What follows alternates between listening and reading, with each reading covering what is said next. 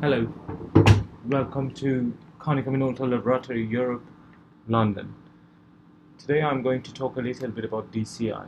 DCI, Distributed Cloud Intelligence, is a project which we are developing and working on in earlier stages in London.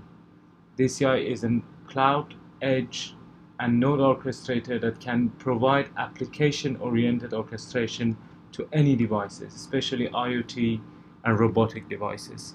It's a hybrid cloud solution. It means that it can encompass all different types of cloud solutions out there, and it is capable of working with different mobile technologies. We are at the moment experimenting with different types of mobile devices, and hopefully very soon we will be able to connect and fully utilize 5G as well as normal mobile networking using DCI. Target customers of such systems are IoT providers, robotic providers in whole hosts of different areas, including healthcare, um, manufacturing, machine learning providers, and smart city settings. Today we are going to perform two very simple experiments using TurtleBot, which is a research, very cheap, low power compute robot device. It's actually quite interesting. If you can actually run stuff on these devices, then definitely you will be able to run the same application on better compute devices such as TX1, or or more sophisticated devices such as existing drones. Um, in terms of core technologies, we are going to take a look at um, what is inside DCI and how can it actually move stuff between the robots, and how can it actually move stuff from the cloud to the robot. So I want to start with the first scenario. In the first scenario, we are going to assume that these robots are doing a task. So the task could be monitoring the environment. The task could be looking at specific device going around, or preparing a map of the environment. What we want to see is how can we disconnect one of them. These robots are connected wirelessly to the network, by the way, and I'm going to unplug one, and we will see how DCI react. In the mentality is, if you have all the applications virtualized and if you have all of them in Docker images, then DCI is capable to realize that this node is not available anymore, or it's dead, and move the application after a few seconds to the next one. It will happen. And second scenario, we will look at something which is called virtualized robot. And I want to talk about both of them. And I guess the second one is more interesting, especially considering that now with 5G we have this opportunity of very, very fast networks close to these robots. And we have the ability of low latency communication. So it makes sense to not spend too much money on building very expensive robots.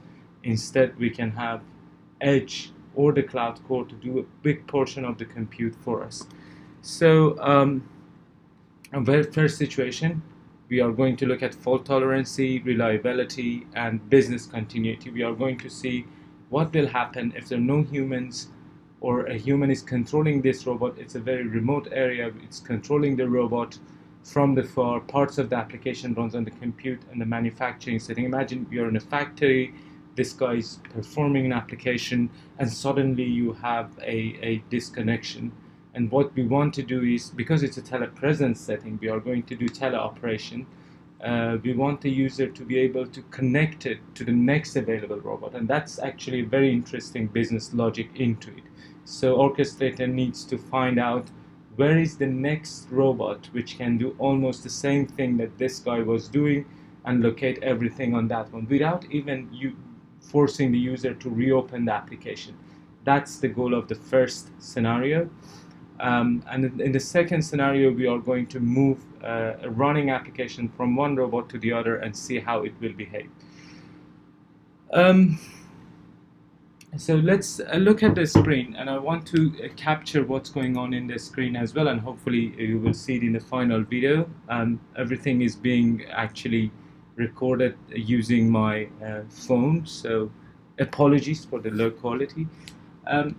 So if you actually take a look at the screen here, I want to talk about three screens. First of all, let me talk about what is behind it. So Kubernetes is this cloud native orchestrator which gains a lot of, I would say, media time and airtime in recent um, a few months, and we are using Kubernetes. In essence, Kubernetes is we are using Kubernetes syntax, but we are different from Kubernetes from so many different levels. Kubernetes is designed for handling servers, not robots. This is by definition how it works.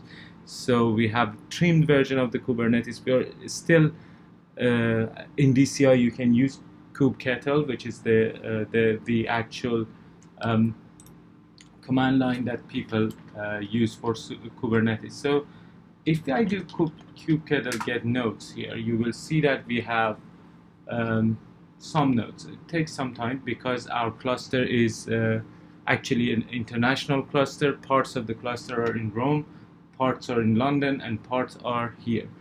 As you can see, Rabbit and Turtle, they're the two robots that we have here. They're actually part of the cluster. And think about it like this.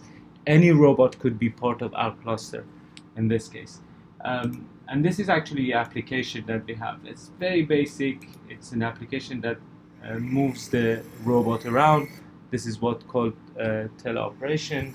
So imagine you get the video feed from one of the robots and then move them around. What we want to see is, in case of disconnection, this application will be able to automatically be joined to the other one. And we have created an interface for DCI as well, which is a very basic interface, mostly designed to show how DCI works. By no means the interface is not DCI. Interface is actually just for us to understand what's going on. Everything happens through a very sophisticated API layer behind it, and hopefully we will have a much better monitoring interface very soon. But it's in terms of simplicity, we have designed it in London. It's a prototype. As you can see, we have Rabbit and Turtle here. This is the screen giver, which is a PC in London, and then you have worker node, which is in Rome. I want you to imagine a scenario which every part of this this is really a hybrid cloud scenario. And when we do teleop, we send commands from the London machine to the Rabbit here. So what we want to see is this scenario. This robot is moving, doing its task, and as we saw, it's part of the cluster. What will happen if you suddenly lose the connectivity? This is a very important use case, especially in manufacturing. So imagine your drone is going in on top of a pipeline, or imagine if you're in a scenario that robot is doing something and there's no human presence to actually rectify the error. So for some reason this is dead. So that guy is dead. So what we want to see now is how DCI react in this scenario. So first few seconds, DCI is being informed of the problem, and the process takes a bit of time. This is not totally up to DCI. Unfortunately, these robots are super, I would say, super slow because they're using Raspberry Pi and they have a process called calibration. But we want to see eventually the Turtle turn on and continue the commands that it was receiving. So as you can see, at this stage, Turtle is being loaded by the Omni application. Now it's fully turned on, and yes, so you can see it is receiving the same command. It continues with the same velocity and it goes forward. Obviously the velocity that it receives is the same, but if the engines are different on two robots, you could get a slightly different speed. So this is the first use case. Bear with me, and I want to show you the second use case in a few seconds. So it is very important to understand that this actually was not merely switching control from this guy to this guy. We actually virtualized. We took the spirit from this guy and they moved it to the other robot. This is a very big difference when it comes to sophisticated application. And the interesting part was our client side did not even realize that it moved from one robot to the other. So this opens a new door of opportunities. So if you can virtualize your robot and you can put its element over a hybrid cloud setting, then you can go for all sorts of quality of service, like reducing the bandwidth. So where should I place different parts of this robot that gives me the least delay, or um, what will happen if in our scenario, let's go back to the screen. If in our scenario suddenly Roam servers are disconnected and we have some application running, can DCI, being an independent guy residing in somewhere safe, decide that yes, let's put those applications on the edge? Or what if the rabbit's battery is really critically low? Can we actually move the applications to the edge, or should we, without causing any trouble, can we turn on the turtle or any other robot which is close to their environment, or any IoT device can be a substitute to this? So if you have doing the video streaming from this guy, can I understand that this robot's battery is dying, go to the next one, and if that guy dies, go to the robotics camera that you have in the environment? Yes, you can. This is totally doable. And let's see something here. So if I actually move it, so imagine in this screen you could have thousands of applications, different applications, and you can change your robot. So this is a dead robot. This could as well be a robot doing a function, and you could just move it from the edge to the robot and create a new customized capability for that guy. So this is the opportunity that DCI could provide to you. So what has happened now, by the way? So for first few seconds, as you see, the application left this guy, turned it off, and went to the other guy. So we manually can control the same thing as well. Yes. So our client application is not even aware of these changes. It only sees that it sends the application and somebody answers. And this is the brilliance of hybrid cloud.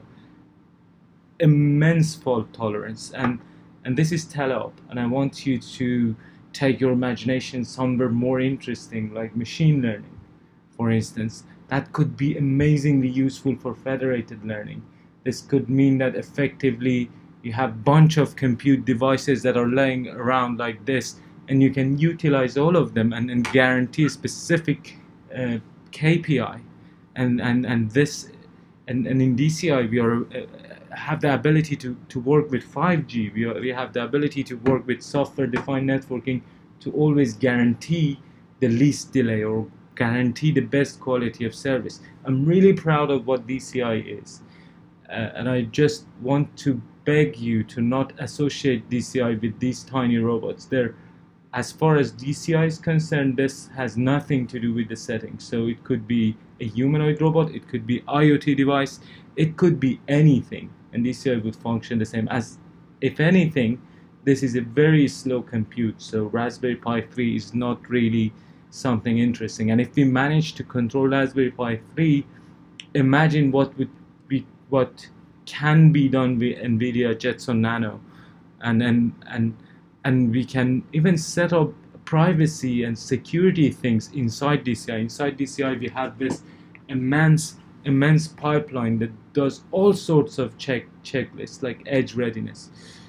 So these are the two most basic things that I wanted to show you for Q1, and I want to share with all of us, all of our partners around. We are really proud to have newer small medium businesses in robotics joining forces to improve robotics, improve the quality of DCI. Hopefully we will get some more interesting partners from oil and gas and EMP. We are in process of doing it. Digital Catapult with 5G, and Kings as always with the interesting ideas and actually giving us the test bed.